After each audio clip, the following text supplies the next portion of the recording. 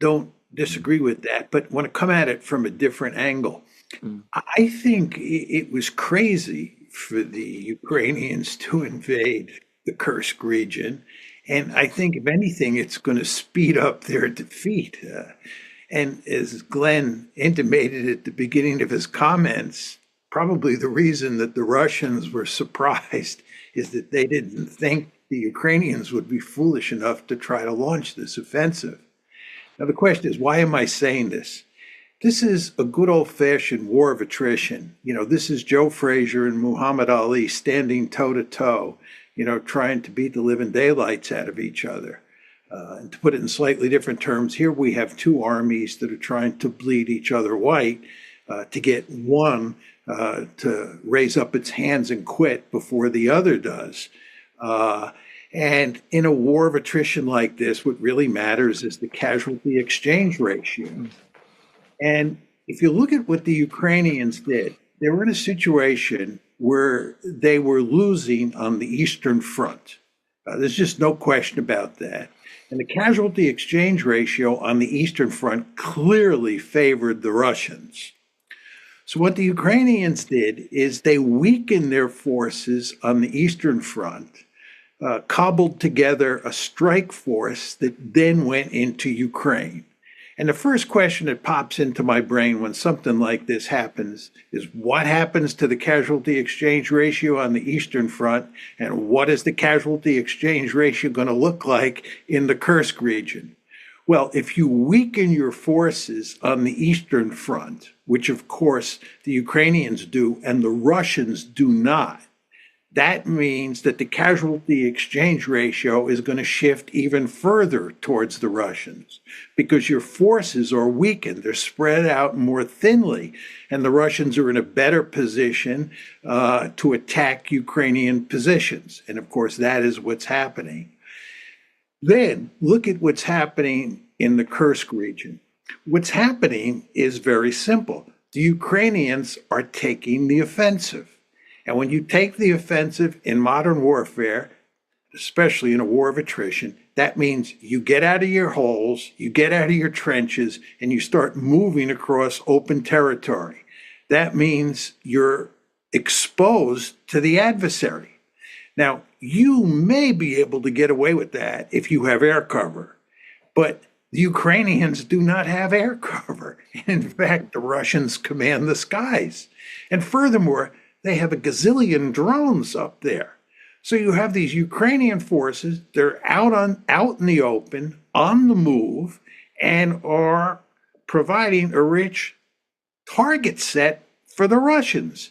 And the Russians, of course, who get caught with their pants down, there's no question about that. What they do is they bring in lots of drones, they bring in lots of TAC air, and they bring in lots of artillery, and they start pounding those Ukrainian forces that are out in the open. And unsurprisingly, there have been many thousands of Ukrainian casualties, and they've lost an enormous number of armored vehicles. And one analyst estimates that they've been losing 2 times as many armored vehicles per day in the Kursk offensive than they were normally losing on the Eastern Front. This is really quite shocking at first glance, but once you think about it, it's not that shocking because they're now out in the open. You want to remember, the Ukrainians are not out in the open on the Eastern Front. They're dug in. They're fighting from, well-fortified positions for the most part. This is no longer the case when you're on the offensive.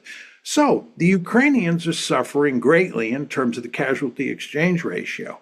But you may say, well, John, what about the Russians? Aren't they suffering? Well, the answer is no, because there were hardly any Russian forces in the area for the Ukrainians to kill. Why do you think the Ukrainians were able to invade this territory and capture so much land? The reason's quite simple. There were hardly any Russians there to contest them. So the Russian casualty levels are actually quite low. I don't want to make light of the fact that probably quite a few Russian soldiers died or were badly wounded, for sure. But compared to the Ukrainians, small number. So what's happened here, if you put all these pieces together, is that the Ukrainians have weakened themselves on the critically important Eastern Front. And if anything, the casualty exchange ratio there will shift in favor of the Russians even more than it was before August 6th. And then if you look at what's happening in the Kursk offensive, I think this is just a disaster. The last thing is you want to do is sort of get out of your holes and start moving out in the open, as I said before. So, if anything, when you put these two fronts together, the Eastern Front and the Kursk Front, and you ask yourself, what's the bottom line?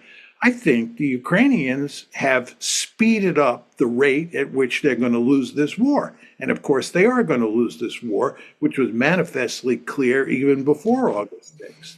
Well, that's my basic take on this Kursk offensive. Or can I just say that I also agree with all of that also? I think that's entirely correct. And if you follow events very closely, I think everything that you've just said, the facts bear it out. By the way, the commentator that you mentioned who says that they're losing, that the Ukrainians are losing armor at twice the rate that they were in other places before. He is very, very pro-Ukrainian. He's not someone who is at all, he's not a critic of Ukraine, but he's not happy with this operation. I think, Alexander, you're getting to the point now where it's difficult for even the most supportive individuals, supportive of Ukraine, those individuals, to deny what's happening on the battlefield. The writing is on the wall. But it seems that if this is, again, this is a war of attrition, and in a war of attrition, you really want to, as you point out, exhaust the adversary. Now, it seems to me that Ukraine's defensive lines would be the best approach to do this, because they have this multi-layered defensive line. So it costs a lot for the Russians to break through, both in manpower and in terms of equipment. So, and every time the Russians break through, the Ukrainians can just fall back to the next pre-prepared line. So they had this in Donbass, but instead, this is what's surprising to me with this Kursk invasion, because they go into this wide open, low populated areas with hardly any Russian soldiers. And as you said, they're out in the open, they can be knocked out. And, not to draw too strong parallel, but, when Napoleon and Hitler went in to Russia, a key problem was protecting their supply lines. Now, obviously, this is a much smaller invasion, but nonetheless, a key problem has been to be able to supply these forces because they're inside Russian territory. And we see not only are they exposed to Russian drones and missiles, but the Russians have been able to knock out the fuel supply, which grinds them to a halt, and they can't really defend these areas because they don't get the engineering equipment into Russian territory either, where they can effectively dig in and hold this position. So I think that the part of the calculation of the Ukrainians was they storm into Russia. Russia have to divert all its troops in towards Kursk to stop this down. Instead, it looks like the Russians are just they're taking out the different troops and stabilizing the front lines. Meanwhile, taking a huge advantage of what's happening now in Donbass. Just as one example, if you look at Pokrovsk now, this towns which just keeps falling one after another. This Novogrodivka, within the 3 days, this is a very strategic area right before Pokrovsk. The Russians took it. They didn't even have to, usually they had to destroy an entire town in order to move forward. Now they just sent in infantry, and they took the town almost undamaged in 3 days. It's completely absurd if you've seen what's happened in the past. So they gave up all this fortified defensive line in order to go on the offensive. And I can see what they wanted to go for, but I'm not sure how. Now that it seems this has been a failure, is it possible to walk this back? Because they're already in there. What do they have to double down on failure, or what is the likely push by the Ukrainians now? John. No, go ahead. Go ahead. No, what I was going to say was that I rather expected that they would pull back. I thought that, that they tried to go in, do something quickly, and then pull out again for all the reasons that John and you, Glenn, have been saying. And I know there were other people who thought this as well. And by the way, on the point about fortifications, I'm in contact with the Marine officer, former Marine officer, Jim Webb, He's been writing since the summer. What the Ukrainians need to do is to build up more fortified positions, embed themselves in fortified lines, give up the idea of offensives, think in this very conservative way. But he also, by the way, says they also need to start serious negotiations. I think that's right. But the Ukrainians don't do this. And I think what is probably driving this, and it probably explains why the Ukrainians cannot leave Kursk now that they are there, is that far too much of the way they conduct their war is about image management. Appearing to retreat without being pushed out is something that they can't bring themselves to do. And I still think that they find the idea of negotiations, real negotiations based on the actual realities, impossible to conceive of. Prime Minister Modi went to Kiev. Apparently, he said to them, I'm prepared to help you if you want to negotiate. Zelensky has just given an interview to the Indian media in which he says that he wants all of Ukraine's post-1991 territory back. So until that mindset changes, until they finally think in a different way, I don't think they're going to retreat from Kursk. I don't think they're going to pull back. And I'm beginning to wonder whether we're ever going to see any kind of negotiations whilst the present government is in power. Let me make 3 quick points. One is, if I'm playing the Russians' hand, I do not want them to retreat. I want them to stay there, and I want them to take the offensive. I want them to stay on the offensive. I want them to have a simple motto, one that the French had going into World War I: attack, attack, attack. Because if I'm a Russian commander, that's advantageous to me. Second point I would make is, I think all 3 of us would agree that the Ukrainians would have been smart not to launch the infamous counteroffensive in the summer of 2023, and back then stayed on the defensive as well. That was foolish in the extreme, because again, the casualty exchange ratio drastically favored the Russians, and they ended up capturing hardly any territory, which is what they were trying to do.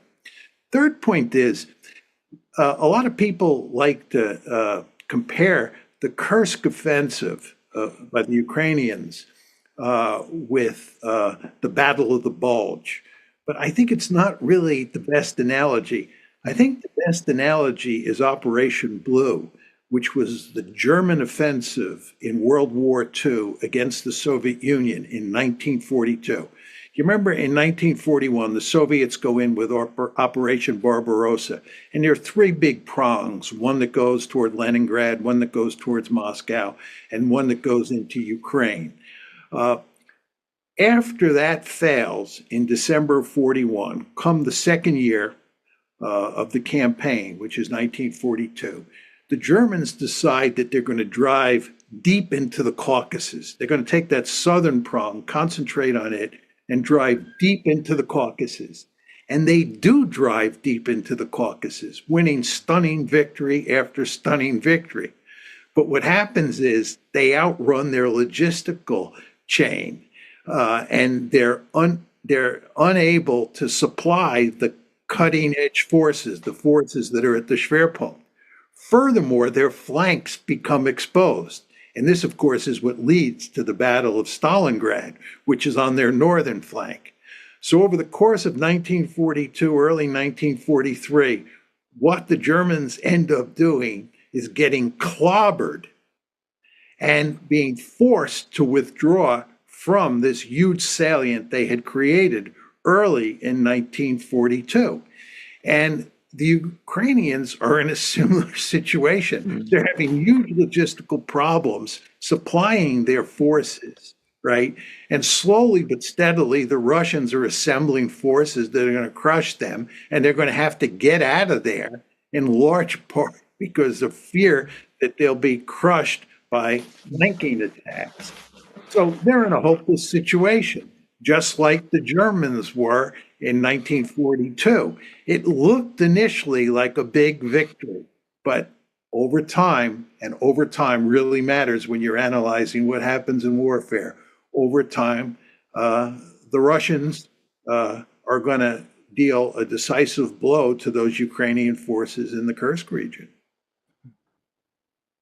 This is why I also criticized what I call the Western obsession with territory, because this is they keep celebrating all of this as victories, but as you said, with each new territory taken, they lose a lot of men, and also they get stuck there. So now with this huge casualty rates, what are they going to do with all the new recruits they're able to assemble? Everything has to be sent in to reinforce, and the deeper they get into Russia, the worse the situation gets. The less air support they have, or less air defense, which means they can be pummeled. The logistic lines become worse and worse, and it feels like all the benefits aren't really there. Of course, one of the objectives was to contribute to pull in NATO. Indeed, Zelensky kept making this argument that, look, we can invade Russia. They're not doing anything. All red lines are broken. So, let us strike Moscow effectively with long range. And but there's also this idea that they would panic the Russians. Instead, it looks like the Russians are taking it with great ease, instead taking advantage of these poorly defended front lines in the Pokrovsk direction. Also, the idea, I mean, I know it's become common sense in the West, this humiliation of Putin, but I see the opposite now. For the Russians, this used to be a war intervening in Ukraine to prevent NATO's incursion and protecting Russian speakers. But now they're defining it as a war of liberation, as the Ukrainians, backed by NATO, has invaded their homeland. I mean, this is just a terrible, terrible idea. But you can't really say it because, well, again, everything is if you say this is bad, then you're seen as crushing the morale of the Ukrainians, and you're boosting the morale of the Russians. So everyone kind of has to nod and go along that, yeah, of course, celebrate these metrics of territory being taken, even though this doesn't seem to be the best way of measuring success. If I can just jump in and make a quick point on territory and link it to the casualty exchange ratio. One of the criticisms of people in the West who focus on territory is that the Russians have not captured altogether that much territory. And I think there's an element of truth in that. But the reason that is true is that the Russians are remarkably careful in terms of the tactics they use to make sure that they minimize Russian casualties. So, you hear all this talk, not as much as you used to, but you still hear it occasionally, where the Russians are sending wave after wave of untrained soldiers into this meat grinder, and therefore the Russians are suffering enormous casualties, especially when compared to the Ukrainians. If you look at Russian casualties, you look at the various indicators, that's simply not true. And the reason it's not true is that the tactics they are employing are very clever tactics that are designed not to maximize the amount of territory they capture, but are designed to minimize the number of Russian casualties. So the Russian casualties remain quite low as wars of attrition go, whereas the Ukrainian casualties are through the roof.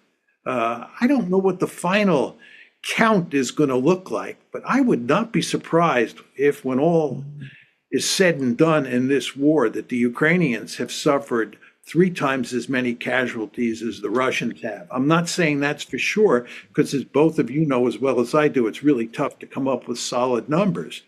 But my guess is that the Ukrainians are just suffering much more than the Russians, suffering much greater casualties. And of course, this has a lot to do with the imbalance in artillery and air power as well. I don't want to make light of that. But I also think it has a lot to do with the fact that the Russians are not obsessed with taking territory. They understand it's a war of attrition, and what they're doing is minimizing their casualties and maximizing the Ukrainian casualties. I think you can see that visibly on the battlefronts now, that so many of the best Ukrainian troops have been attritioned out of the picture. I mean, they've been killed, or they're wounded, or whatever reason, they're no longer there. And the people who are replacing them are not the replacements that they were. And that, by the way, we're reading in the American, the British media.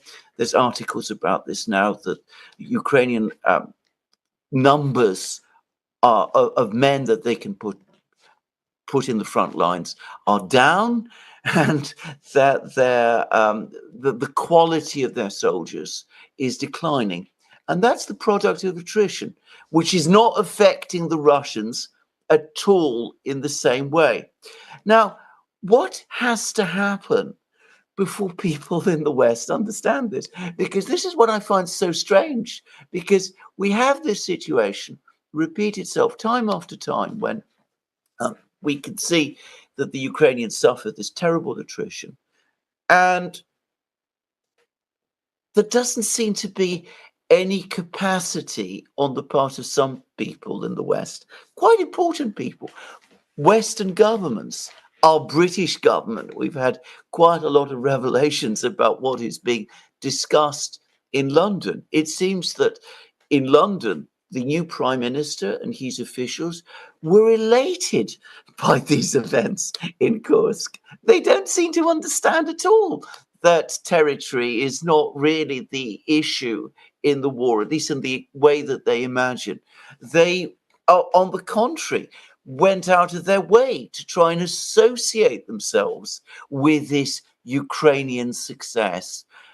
What has to happen before they suddenly understand that this is an attrition war and not a war in which, the advantage is provided, the metric of success is territory? Do we have to see a total Ukrainian defeat? Do we have to see hundreds of thousands of people killed? I mean, when will the penny drop? Does the Pentagon understand that? I would have thought that they would least would. Just asking. But I think, Alexander, as long as it's the Ukrainians who are doing the dying and not Westerners, we in the West are willing to continue this war forever. I think what's going to end it is one of two things. Either the Ukrainian military is going to collapse, which is a serious possibility, as we've discussed before on this show. It's not likely or for certain, but it's a serious possibility. That's one possible way of ending this war. And the other is that the Ukrainians come to the realization there's no way they can win this. And if they do continue it, the situation is just going to deteriorate. Again, this is an argument the three of us have been making for a long, long time. And it is possible that the Ukrainians will realize the power of the logic behind this argument and try to work out a deal. But I think absent those two possibilities, it's just hard to see how this one is shut down anytime soon. I think this expectation and excitement about territory is also quite harmful because, I made also a point before that Zelensky is often criticized for, what's often well defined as PR stunts. But one also has to keep in mind that these PR stunts are necessary for him in order to put Ukraine back in the headlines and to make the West excited and send more weapons because, we were all talking about how Ukraine was losing and people kind of lost interest in it. And suddenly now it's top of the news. Ukraine is winning again. We're excited. We're going to send weapons. And of course, it's all nonsense. It's going to end up much, much worse. But this is kind of the game they have to play as well because of the way we in the West are responding to this. And I think it seems to me that a key problem is, again, how we define this. As you mentioned before, you said that even the pro-Ukrainians are now getting very worried. But from my perspective, what has been pro-Ukrainian, as you also said, Mearsheimer, for more than 10 years, is that they shouldn't go down this path. They don't invite NATO onto your territory. This is not pro-Ukrainian. This will assure the destruction of Ukraine.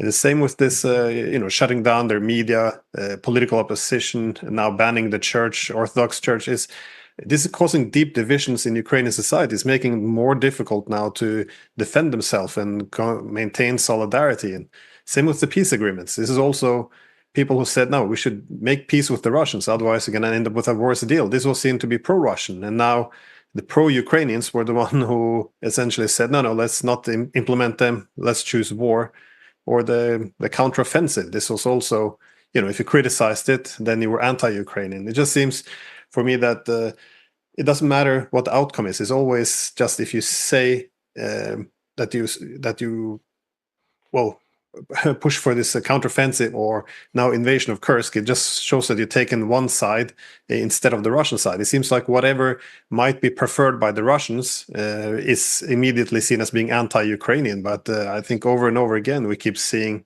quite the opposite, that all this so-called pro-Ukrainian positions ends up just devastating the country. Imagine if we wouldn't have toppled the government or any of these terrible decisions.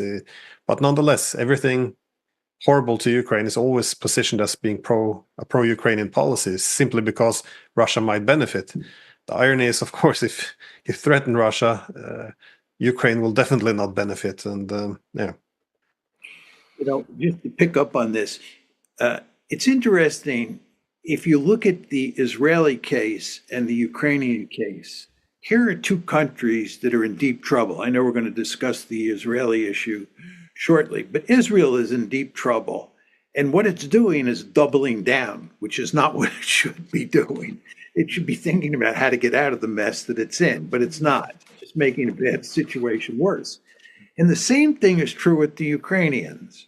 And in both cases, you have the West, and here we're talking mainly about the United States, although not exclusively, because the British and the Germans are joined at the hip with the United States in both of these instances.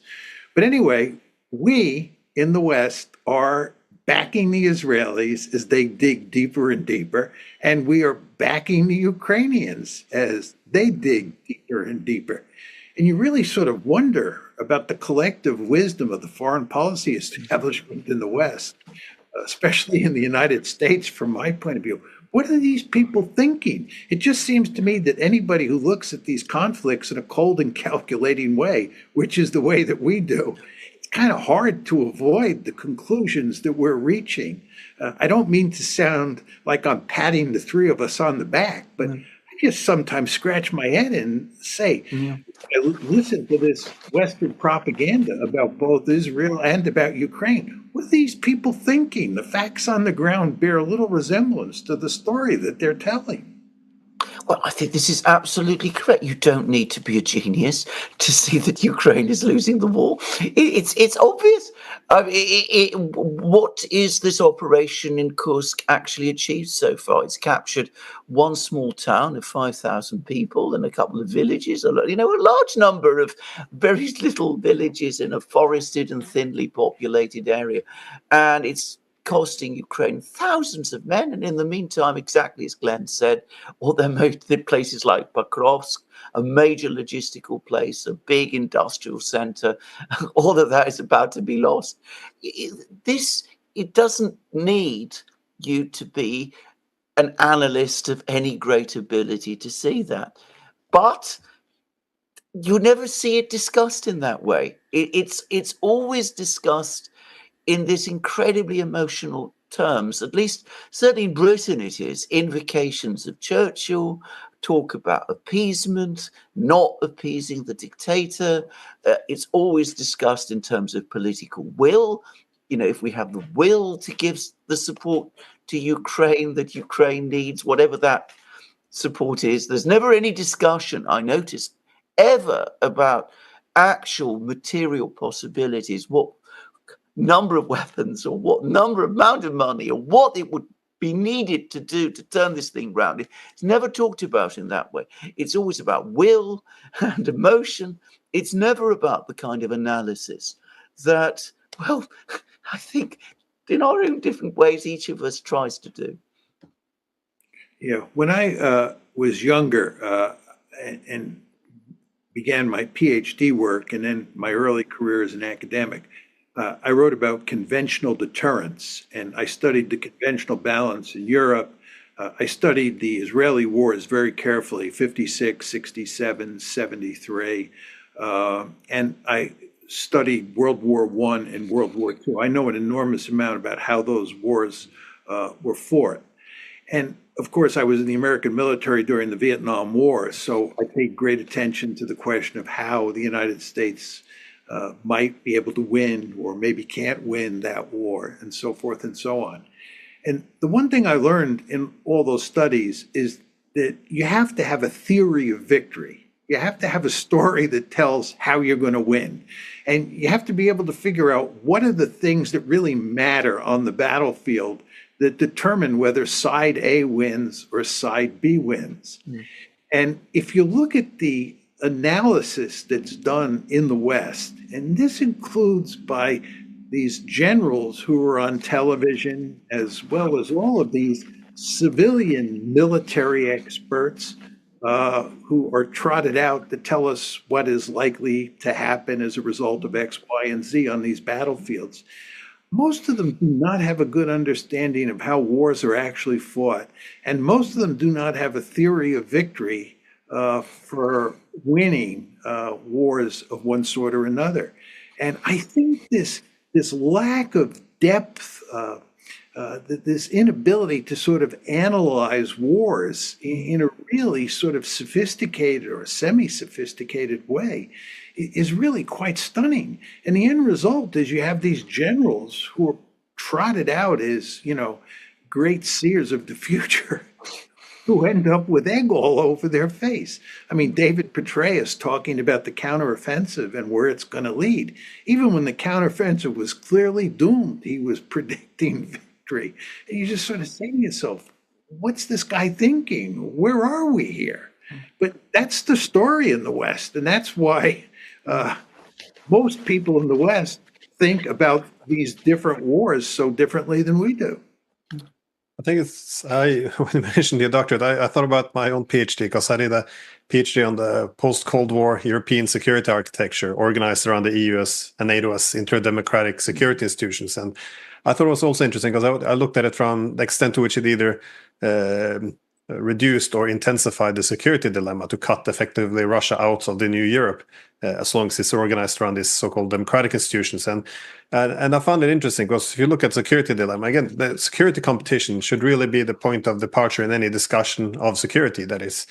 But I noticed very quickly when I went to any conferences or anything to discuss the security dilemma, everyone was quite comfortable discussing how Russia undermines our security. But as soon as you pointed out how we might undermine their security, it was almost as if it was treasonous. Like, why are you taking their side? And for me, it was a bit shocking because if you can't discuss the security concern of the other guy, how is it possible to find any political solutions?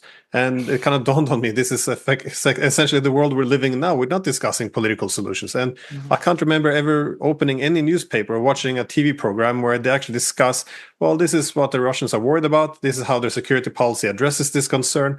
Now, how can we increase our security based on what they're worried? Never. Indeed, the whole concept of recognizing Russian legitimate security concern is some kind of an appeasement. And this is interpreted as being loyal to our side instead of taking their side. But the great irony is we can't enhance our own security if we don't recognize that we also then can't always increase our security at the expense of theirs. And that's why I thought it was interesting both of you drew this link to Israel, because it's the same there. I mean, if you care about Israel, it's also always translated into, if pro-Israeli means you make excuses for the war they're fighting in Gaza, and you want to delegitimize the other side, so the Palestinians, Hezbollah, Iran. But this is the opposite of what we should have been doing, because we're putting them on a path to suicide, it seems.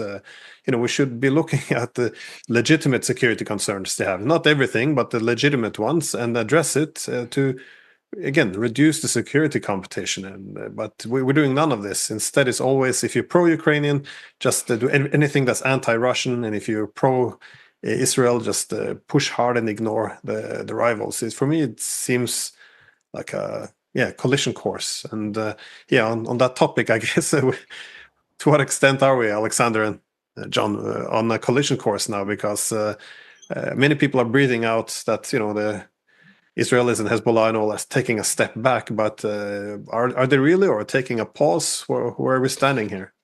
I'm just going to express my own quick view. I was listening to Prime Minister Netanyahu when he came to the United States, and he addressed Congress. And my own view, I mean, I've been listening to Netanyahu for a long time.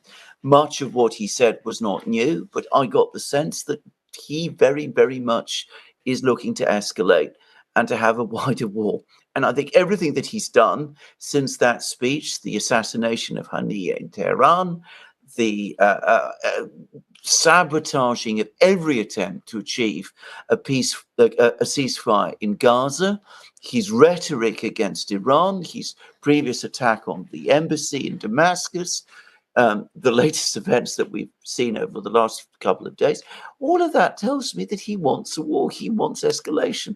And we don't seem to be doing anything at all to tell him stop. On the contrary, when we, and by the way, in this I include the British, who are absolutely fully engaged in this, whenever it comes to telling people we need moderation, we need restraint, it's the Iranians we address it to, even though recently, maybe not always, but in the last couple of months, ever since the events last October, it's the Iranians who've been exercising restraint. So we ask for more restraint from the party that's exercising restraint, and we never ask the same from the side that isn't. That's how it looks to me. So given that this is the situation, I cannot see how it can end in any other way than in a smash. Now, I'll be interested to hear what Professor Mearsheimer has to say. Just before I talk specifically about the Middle East, I would note that both Zelensky and Netanyahu are trying to drag the United States into their wars. And in both cases, the United States wants to stay out. But Netanyahu is not acting all that differently from Zelensky. And one could argue that the reason Zelensky invaded Ukraine, one of the reasons was to cause the Russians to retaliate in a way that would bring the Americans in. So the United States has to be very careful that it doesn't get dragged into either one of those wars. Now, I agree with Alexander, but just to embellish his point a bit and talk a bit about what Netanyahu's nitty-gritty incentives are. First of all, I think he wants to drag us into a war with Iran, so that we bash Iran. Iran is weakened, and I think he's especially hopeful that we destroy its nuclear capabilities, because as you both know, the Iranians are not far away from becoming a nuclear weapons state, because they've been enriching uranium up to 60%. That's one reason. Another reason is he wants the war to continue. He doesn't want the war to end because he fears that if it ends, he'll be toppled from power. Third reason, and a very important reason, he's bent on ethnically cleansing Gaza, and he'd like to ethnically cleanse the West Bank as well. And the Israelis know that the best opportunity for cleansing comes with a big war. You want to remember that two big cleansings that have taken place so far were the Nakba in 1948, where the Israelis, in the context of that war, drove probably about 750,000 Palestinians out of the country. And then the second big expulsion was in the wake of the 1967 war, when they probably drove about 250,000 Palestinians out of the West Bank. So I think their belief is that if they can get a big war going, that will provide the perfect opportunity to ethnically cleanse Gaza and maybe even ethnically cleanse some of the West Bank. So for all those reasons, I think Netanyahu really wants to get the Americans involved. The Americans, of course, are going to great lengths not to get involved. We're doing everything we can to tell the Iranians not to retaliate. We didn't want Hezbollah to retaliate. And we're doing everything we can. I shouldn't say that. That's incorrect. We're trying, without really trying, to put a ceasefire in place in Gaza. But I think Alexander may be right with regard to the Middle East, that a big conflict is coming, and that despite the best efforts of the United States, there's nothing we can do about it. I would note, Alexander, I know you've talked about this, the Iranians have not retaliated yet. But if you listen to them talk, it's hard to believe they're not going to retaliate at some point. And my sense there, for what it's worth, is the Iranians are waiting till the Americans draw down their forces in the region, and we in effect let down our guard, and the Israelis do the same thing, and then they'll strike. But if the Iranians strike, and again, they indicate that they are going to strike, and it is a significant strike, the Israelis are really going to go back at them. And furthermore, when the Iranians do strike, we, the Americans, and even the Europeans, the British and the French, are committed to helping the Israeli. So we are going to get dragged into the conflict. So we may have this, big conflict that the United States is actually trying to avoid. I completely agree. And by the way, on the question of being dragged in, Israel is not just trying to drag in the United States, it's trying to drag in the Europeans as well. It's not been widely reported, but the Israeli foreign minister, Mr. Katz, had a meeting with the British and French foreign ministers. And he said if Iran attacks Israel, and Israel needs to conduct a counterattack against Iran, well, it's been told, it's been promised in effect by the British and the French that they'll be there with Israel. Now, that almost certainly was not true. I'm sure that the British and the French made no such promise at that meeting. And in fact, when the actual eventual readout was provided by the Israeli Foreign Ministry, it sort of toned all that down. But apparently those words were in fact said. So you can see what's happening. The Israelis are trying to get as many people. They're trying to create, in effect, an international coalition around themselves to fight Iran. I don't think they're going to get it. I don't think the British public, for example, is in any mood to get itself drawn into a war with Iran, or with Russia for that matter, by the way. But I sense myself that Netanyahu wants his war, and I think he's going to get it at some point. I don't know how it's going to play out, or how the steps that are going to get us there, but I think that's probably where he's taking us. And by the way, just to say, your suggestion of why the Iranians are waiting, I think that's probably almost certainly right. I never thought of it before, but I think that's exactly the kind of waiting game that they like to play, and I think you probably hit the nail on the head on that. Yeah, but just to take this a step further, the question I would ask you two guys is, how does Israel win any of these conflicts? I mean, if you look at what happened with Hamas in Gaza, it's hard to argue the Israelis won, certainly given the goals that they had, which were to destroy Hamas and eliminate any sort of meaningful military threat from Gaza. They didn't succeed. And even if you look at the recent exchange between Hezbollah and Israel, how is that a military victory for Israel? How does that solve their problem? Hezbollah is still standing. Hezbollah, by the way, did not use any of its ballistic missiles to attack Israel. So it has this huge inventory of ballistic missiles and still drones and rockets and so forth and so on. The threat is still there. They're still going to continue to be firing at each other. Israel doesn't have escalation dominance. All of those people who have been displaced from the northern border of Israel into the center of the country still can't go back to their homes. So how did what happened yesterday represent? How does that represent a victory? I just don't understand. And if you go to war against Iran, tell me the story as to how that leads to victory. Does anybody seriously think that the United States and Israel pounding Iran is going to produce a military victory for Israel, that it's going to put an end to the Iran-Israel conflict? Hard for me to see.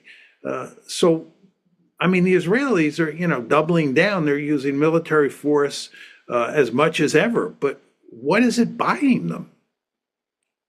It's been a general problem over the past 30 years. Whenever we go to war, we never define victory, which is also implicitly the exit strategy. But I think for the Israelis, the only victory is if you eliminate the possible diplomatic solution of a Palestinian state. It's either apartheid or ethnic cleansing, and I think of Gaza primarily.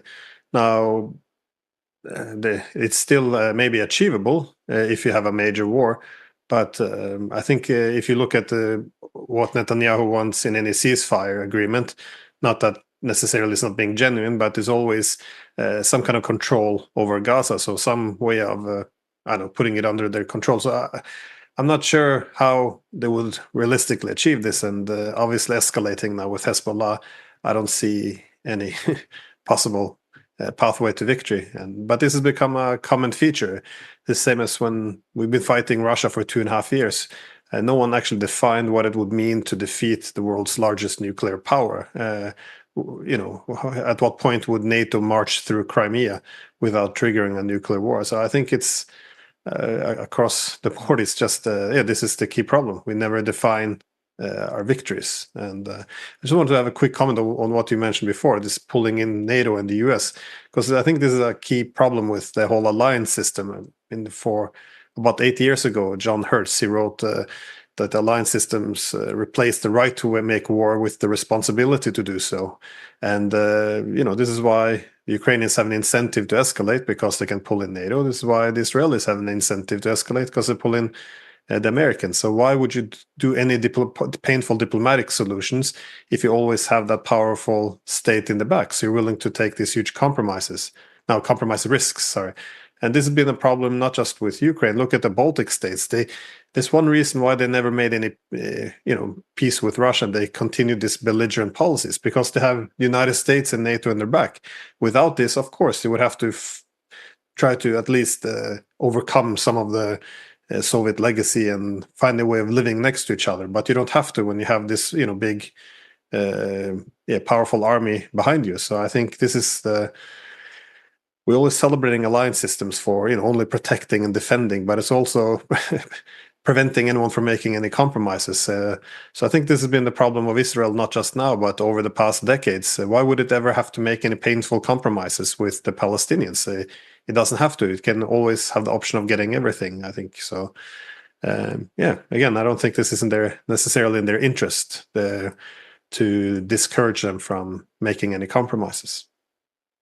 Just a quick point on that, Glenn, is both of you know Steve Walt and I wrote this famous book called The Israel Lobby and U.S. Foreign Policy.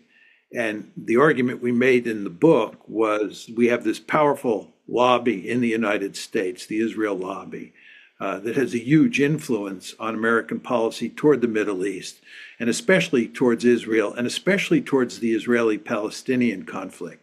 And the end result is that the United States supports Israel unconditionally. And in the book and in our public presentations, we have always argued that the lobby is not good for the United States, that the policies that it's pushing are not good for American security.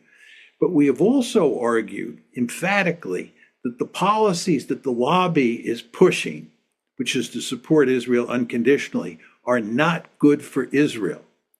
So when you look at American policy towards Israel, it is important to understand that there are many policymakers over time, presidents in particular, who have wanted to put significant pressure on Israel not to do foolish things that were not only not good for the United States, but not good for Israel itself.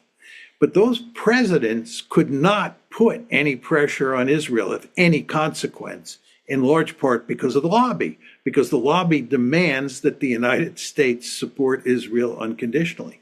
So here's a country, Israel, that is really in deep trouble. It is in deep trouble, and it is digging deeper and deeper. And what is the lobby doing here in the United States? And by the way, there's a lobby in Britain and lobbies all across Europe as well, which is one of the reasons all these governments support Israel no matter what it does. What all these lobbies are doing, right, is they're helping Israel dig that hole at a more rapid rate and get deeper and deeper into the ground. This is not smart. Those lobbies, those so-called supporters of Israel, right, ought to think long and hard about what's going on here. And Glenn, this gets back to your point about Ukraine. People like us are portrayed as being anti-Ukrainian, and all of these supporters of endless war in Ukraine are supposed to be the great defenders of Ukraine. Your point, which I agree with, and I'm sure Alexander agrees with, is that this is completely backwards, and all these cheerleaders for Ukraine are leading it down the primrose path. I'm making the same argument with regard to Israel, right? If Israel's supporters were hard-headed strategists and were forced to think clearly about the policies they're pushing, they would see that it is not in Israel's interest to continue digging deeper and deeper any more than it's in Ukraine's interest. But the problem is that people like us just don't have much voice in the existing system. I think this is absolutely correct. All my lifetime, I hear about how Israel is winning, except of course it never wins.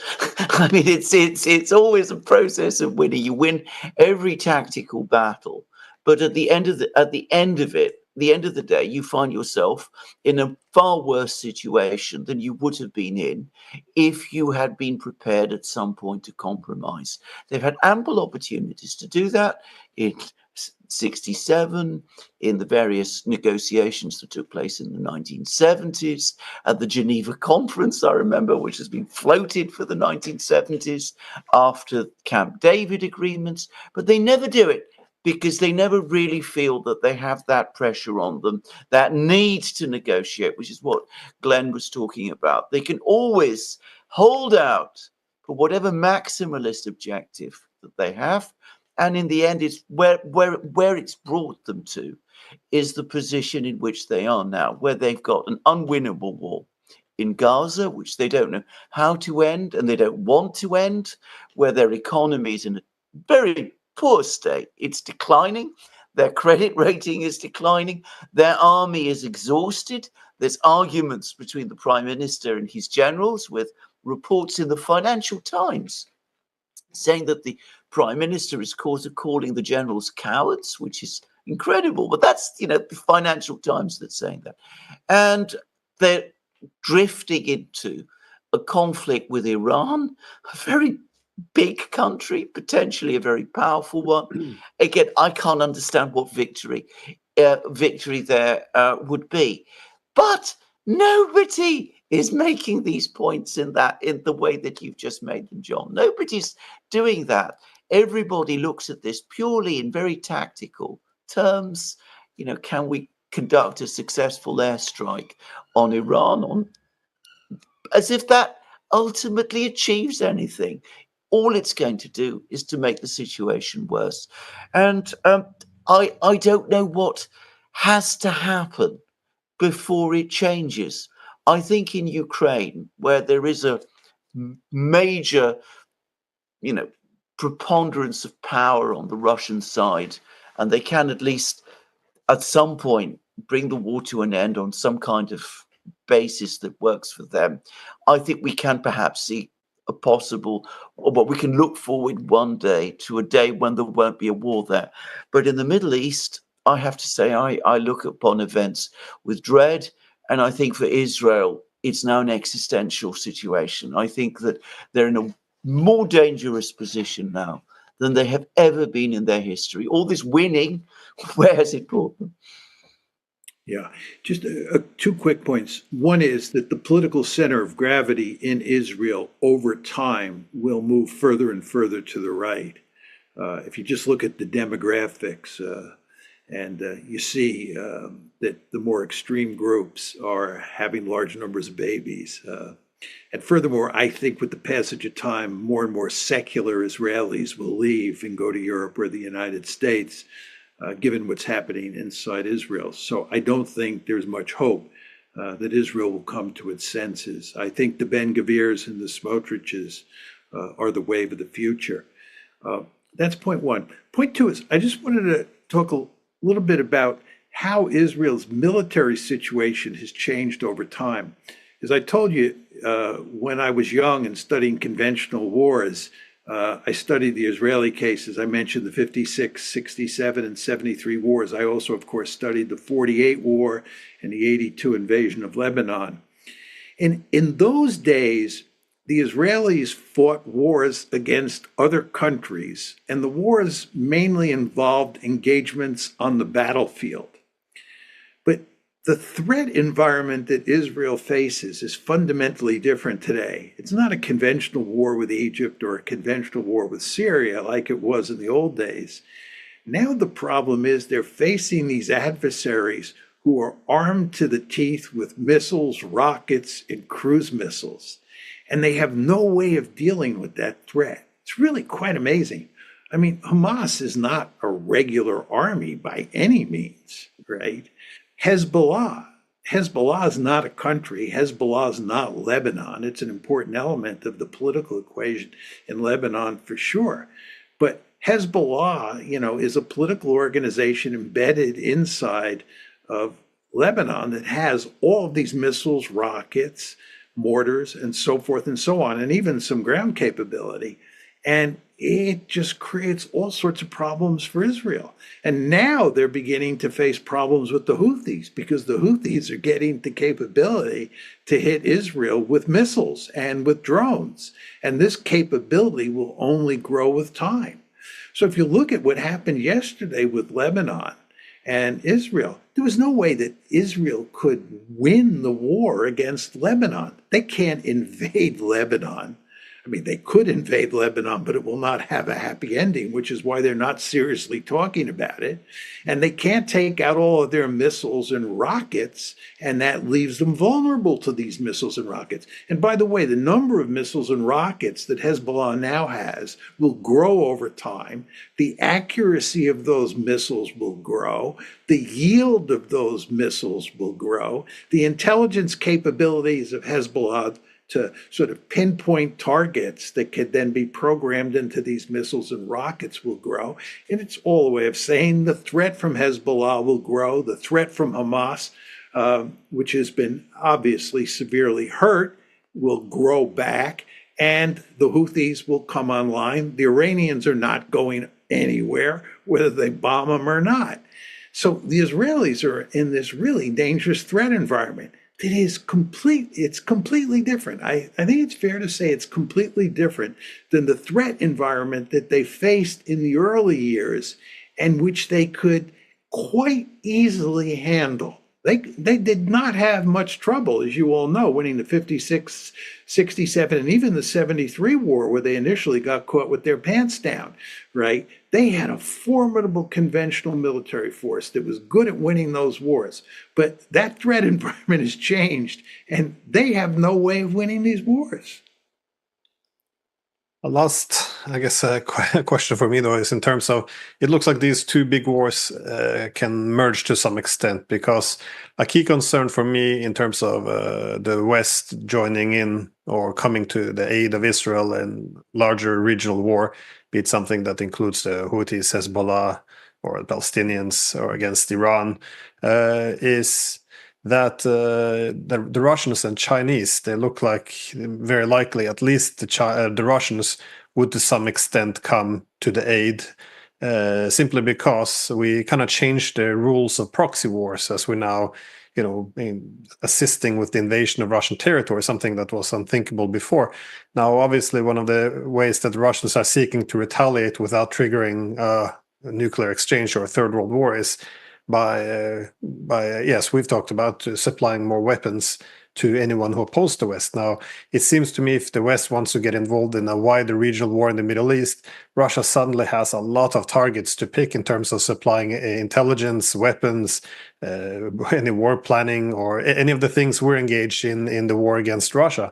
So it seems dangerous for us at this time to start a huge regional war, especially after we exhausted so much of our own weaponry to fight Russia. So what do you two see as or predict in terms of what would happen if we would actually come to the aid of Israel in a wider regional war? Would the Russians and the Chinese come in to assist be it the Houthis or the Iranians, any of the other actors? I'll defer to you, Alexander. Well, I think that there is going to be a major difference from what we saw before, because of course when the West got to some extent bogged down in Iraq, the Russians kept away. They wanted good relations with the West at that time. They were not in a strong position to intervene. They didn't have many regional friends. Now everything has changed. They have the incentive, they have the means, and they have the friends.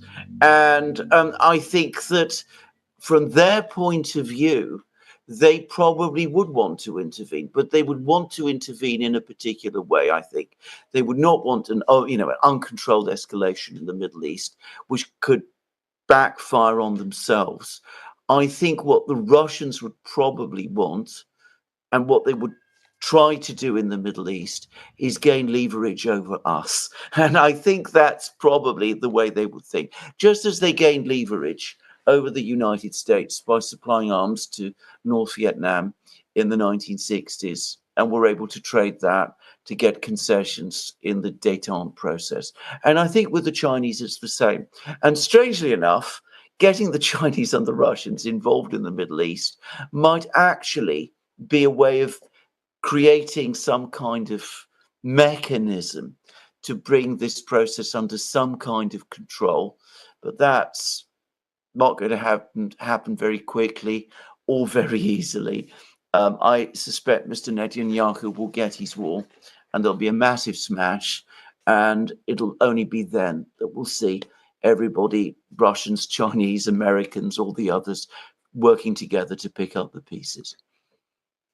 Yeah, I agree with that. I would just note that there's evidence that the Russians are already aiding the Iranians, that they've been sending them air defense systems, electronic jamming capabilities, and so forth and so on, to in effect help them stave off an attack from the Israelis.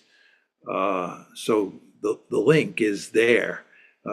My guess is if a conflagration broke out, a shooting match broke out between the Iranians on one side and the Israelis and the Americans and the Europeans on the other side, the Russians would go to great lengths not to get directly involved in the fighting, but to do everything possible to help the Iranians and complicate things for the United States. I think you have a really interesting situation. This comment builds on what we were talking about before, where the Americans, the Iranians, and I think the Russians don't want a big war in the Middle East. It's the Israelis who really want a big war in the Middle East.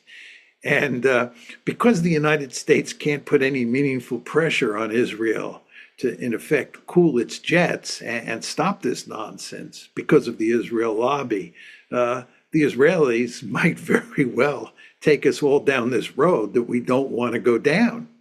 You want to remember that on April 1st, it was the Israelis who killed a number of people in the Iranian embassy in Damascus and precipitated the April 14th attack by Iran against Israel, and then the Israeli attack against Iran on April 19th. And then it was again the Israelis who on July 31st killed Haniyeh in Tehran and have precipitated what we think is going to be a major Iranian attack on Israel. So you can see the Israelis are doing everything they can in terms of concrete actions to drag us in, drag the Iranians in. And I think they wouldn't mind if the Russians got involved either. But all three of these other players, other than the Israelis, are interested in avoiding a big war. And it'll be interesting to see just how successful the Israelis are at pulling us all in. That brings me back to my earlier point that if we really wanted to prevent or avoid Iran striking, retaliating against Israel, what we really should be doing is reach out to the Iranians and say, okay, we're going to put restraints on the Israelis if you do the same. But instead, we see we're sending letters to the Iranians where we're blaming them for everything. We're not even condemning the Israeli attack and suggesting that everything in the region is therefore their fault for supporting terrorism without any of the context. It just is, we're signaling to the Iranians, you have no diplomatic partner. We're not going to constrain them. So effectively leaving the use of force as the only one. Again, I see the parallel to Russia in 2021. We kept telling the Russians, we're going to continue to build up in Ukraine our military force. We're not going to implement Minsk. We're not going to give you any security guarantees, anything you need to feel secure. We're just going to continue to mount more and more weapons, which will probably be used against you to take Crimea by force. If you don't like it, you're going to have to use military force. This is effectively the message we're sending them. And I see the same with Iran now. We're not giving them anything, and this is always interpreted as being, tough on them, or this is how we're deterring them. But deterrents have to be balanced with something else by actually accommodating some of their concerns, and they do have concerns. But again, I see what they want to do, but they're doing exactly the opposite. So I think just very quickly, Glenn and Alexander, one problem here is that the Iranophobia and the Russophobia in the West is so off the charts that it leads naturally to dividing the world up into two groups, bad guys, good guys. And if you divide the world up into bad guys and good guys, and that's how you think about the world, it's very hard to be a first-class strategist, right? Because you instead are thinking about the world in terms of right and wrong, good and bad. And that's not what you want to do. You want to pay really serious attention to what your adversary's legitimate interests are and take them into account when you fashion a policy. But we are incapable of doing it. I think it's actually more difficult to do with regard to the Russians, because the Russophobia and the Putin phobia is so potent. It's also true with regard to the Iranians. It's just amazing the extent to which the Iranians are portrayed as the devil incarnate, which makes it impossible for us to have any form of meaningful relations with Iran and do anything to sort of put these problems that we have to bed. I completely agree. I think was it Talleyrand who once said it, the worst thing a diplomat can fall into is an excessive zeal. I think we have far, far too much zeal. I think this is what we have, and that's the problem. It's clouding our judgment, and it's making real diplomacy impossible, because in this kind of atmosphere, this very, very heavy atmosphere, you can't negotiate with the devil incarnate. That's impossible. It's appeasement. And that's the word that's always brought out. Appeasement is not a specific event that took place in the 1930s in Europe. It's something that applies all the time, everywhere, in every place, but especially when the Russians and the Iranians are concerned. We've discussed this before. I have to say, I think there has to be a major smash, a major failure, before I think we come to our senses, because I can't see any other way it's going to happen. Anyway, that's me. I'm sad to say I think you're right. A good example, I think, is the incoming EU foreign policy chief, Kallas. She was making the point that, Putin's a war criminal, and we cannot have diplomacy with war criminals, as we're legitimizing it. So we cannot talk to them. And, also suggesting that, peace or victory has to be breaking up Russia in smaller countries, because then there will be better. So this is, the insane path we're currently on. And, criticizing it, of course, would mean that you're picking the wrong side. You're going with evil instead of good. So it's a very childish way of looking at international affairs. Anyways, any final words before we wrap this up? Well, I think we will. I think we will see it. I'm sure we're going to see a big smash in the Middle East. I think my own view about Ukraine, and I think this follows what everyone else has been saying, is we've actually now passed the point of no return. In fact, I think we could be fairly soon in an end game situation here, and that an end to the war might not actually be that far off anymore. The end game, of course, will be very complicated and very difficult, and will present all kinds of other problems. But I think that the Middle East, it's different. And that might be the war that we're talking about more than Ukraine next year, just saying. I agree. Yeah.